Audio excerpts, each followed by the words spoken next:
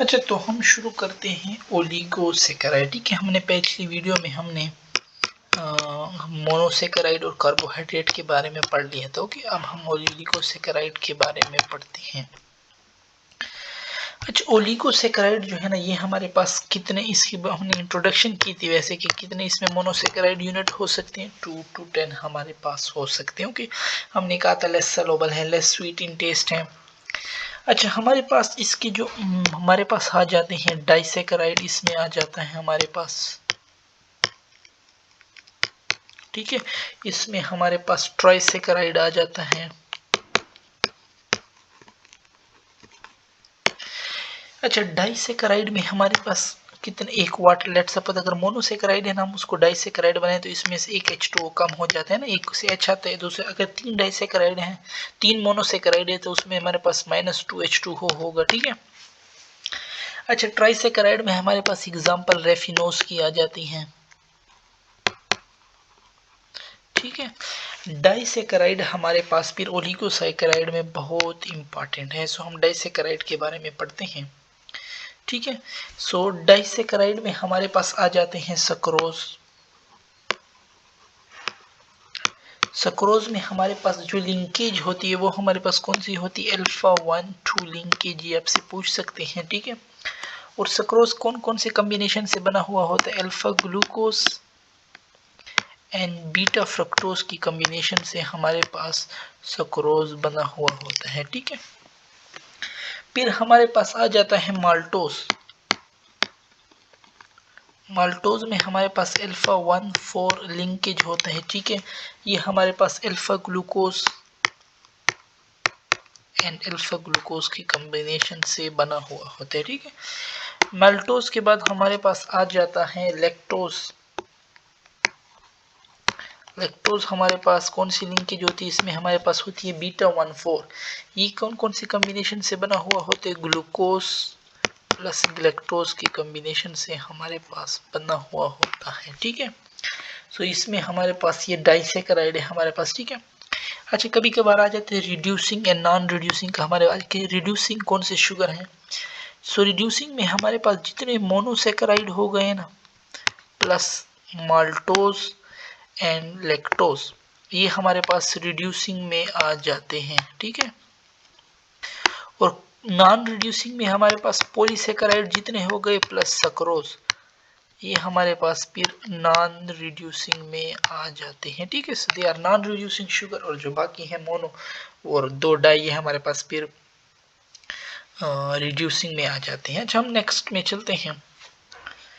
हम अब ओलिगोसेकेराइड तो हमने कर लिया, अब हम आते हैं polysaccharide. This is more important, यहाँ से बहुत से एमसीक्यूज आते हैं हमारे पास पॉलीसेकेराइड से। ठीक है, अच्छा, पॉलीसेकेराइड के बारे में हमने इंट्रोडक्शन तो पहले वीडियो में की थी। हमारे पास पॉलीसेकेराइड में हमारे पास 2 किस्म के आ जाते हैं, एक हमारे पास होमोपॉलीसेकेराइड आ जाते हैं, एक हमारे पास हेट्रोपॉलीसेकेराइड आ जाते हैं। होमो कौन से होंगे, जिनकी अगर हम हाइड्रोलाइसिस करें ना और वो हमारे पास सेम यूनिट दे, सो वो हमारे पास होमो हो जाएंगे। और हेट्रो कौन से होंगे, जिनमें हमारे पास डिफरेंट यूनिट हों। होमो में हमारे पास आ जाते हैं जैसे सेल्यूलोज हो गया। ठीक है, ये हमारे पास होमो में आता है। जैसे हमारे पास ग्लाइकोजन हो गया, जैसे हमारे पास स्टार्च हो गया, ये तीनों हमारे पास होमो में आते हैं। फिर काइटिन हो गए, उसमें एन-एसिटाइल होते हैं। ठीक है, रिपीटिंग यूनिट होते हैं।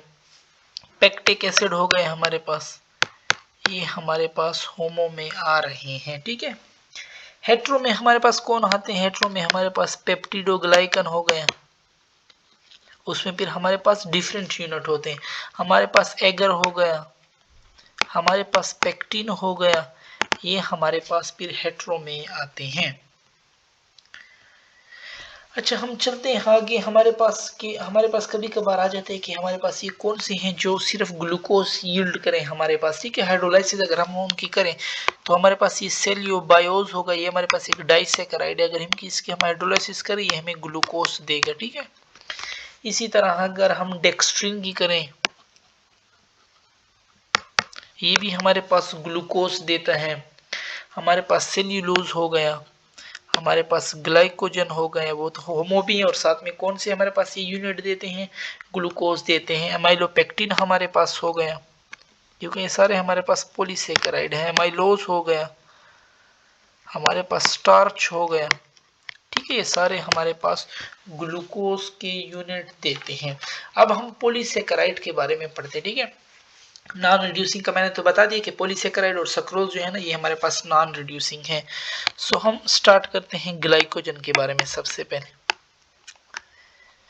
अच्छा, ग्लाइकोजन में पहले हमने उधर लिंकेज पढ़ा। ग्लाइकोजन में हमारे पास अल्फा 1,4 लिंकेज भी हो सकती है, अल्फा 1,6 लिंकेज भी इसमें हमारे पास हो सकती है, ठीक है। ग्लाइकोजन जो होता है ना, ये हमारे पास मच ब्रांच्ड होता है, ये हमारे पास बहुत ज्यादा इसमें हमारे पास ब्रांचिंग होती है, ठीक है। अगर हम इसका योडो फॉर्म टेस्ट करें आयोडीन, तो उसमें ये हमारे पास रेड कलर देकर, देखो मसल में होता है ना, मसल रेड होते हैं, तो इससे आप याद कर लें कि ग्लाइकोजन हमें रेड कलर देता है। और किस चीज का पॉलीमर है, अभी मैंने बताया कि इससे ग्लूकोज का हमारे पास पॉलीमर है। अगर हम तोड़ फोड़ करें ना, कि इसकी इंटरमीडिएट में हमारे पास माल्टोज निकलते हैं, ठीक है। और माल्टोज का हमने पढ़ा कि वो भी ग्लूकोज और ग्लूकोज की कॉम्बिनेशन से बना है। इसकी इंजाइम जो होते हैं ना, सेम इंजाइम होते हैं, जो से इंजाइम हम स्टार्च के लिए यूज करते हैं ना, इसके लिए भी हम वही इंजाइम यूज करते हैं, ठीक है। तो ये ग्लाइकोजन के बारे में हो गया। अब हम पढ़ते हैं स्टार्च के बारे में। स्टार्च में हमारे पास पहले हम देखते हैं कौन सी लिंकेज होती है। अल्फा 1,4 लिंकेज भी होती है, हमारे पास अल्फा 1,6 लिंकेज भी होती है इसमें, ठीक है। अच्छा, इसमें हमारे पास दो आ जाते हैं, एक एमाइलोज आ जाता है और इसमें हमारे पास एमाइलोपेक्टिन भी आ जाता है, दो ही आते हैं, ठीक है। एमाइलोज जो होता है ना, वो हमारे पास हार्ट वाटर में सॉल्युबल होता है, हार्ट वाटर में वो हमारे पास सॉल्युबल होता है, ठीक है। और जो एमाइलोपेक्टिन होता है ना, ये हमारे पास इनसॉल्युबल है, ये हमारे पास सॉल्युबल नहीं है। और अगर हम ग्लाइकोज, ये जो होता है ना, ये भी हमारे पास ज्यादा ब्रांच नहीं होता, ये हमारे पास लेस ब्रांच्ड होता है, ठीक है, ग्लाइकोजन के मुकाबले में, ठीक है हमारे पास। अब हम आते हैं सेल्यूलोज के बारे में, हम पढ़ते हैं सेल्यूलोज। सेल्यूलोज में हमारे पास कौन सी लिंकेज होती है, वो लिंकेज पूछ सकते हैं। सेल्यूलोज में हमारे पास बीटा 1,4 लिंकेज होती है, ठीक है। इसका इंटरमीडिएट हमारे पास क्या है, इसका इंटरमीडिएट हमारे पास सेल्यूबायोज है, ठीक है। इट्स अ डाइसैकेराइड हमारे पास बीटा 1,4 होते हैं। और ये भी हमारे पास क्या होता है, ये हमारे पास अनब्रांच्ड होता है, यानी स्ट्रेट होता है, ठीक है। सेल्यूलोज हमारे पास अनब्रांच्ड होता है, ग्लाइकोजन और स्टार्च तो हमारे पास ब्रांच्ड थे, ठीक है। अब हम आते हैं काइटिन के बारे में।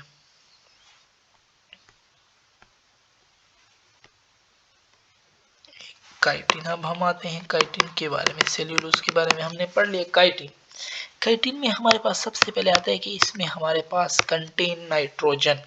इसकी लिंकेज भी सेम है, सेल्यूलोज की तरह होती है। कौन सी लिंकेज होती है, बीटा 1,4 ग्लाइकोसिडेक लिंकेज इसमें हमारे पास होती है। सेल्यूलोज भी हमारे पास अनब्रांच्ड था और काइटिन भी हमारे पास अनब्रांच्ड है, यानी स्ट्रेट है हमारे पास, ठीक है। इसमें कोई ब्रांचिंग हमारे पास नहीं है। काइटिन को जो है ना, हम फंगल सेल्यूलोज भी कहते हैं। काइटिन को हम क्या कहते हैं, इट्स अ फंगल सेल्यूलोज। और ये हमारे पास होमो में आ रहा था ना, क्योंकि इसमें एन एसिटाइल ग्लूकोएमिनेडेज ये वाले यूनिट होते हैं, बार बार कंबाइन होते हैं। सो हमारे पास यहाँ पे पॉलीसेकेराइड की डिस्कशन खत्म होती है। ओके, फिर नेक्स्ट वीडियो में इंशाल्लाह हम फिर प्रोटीन स्टार्ट करेंगे।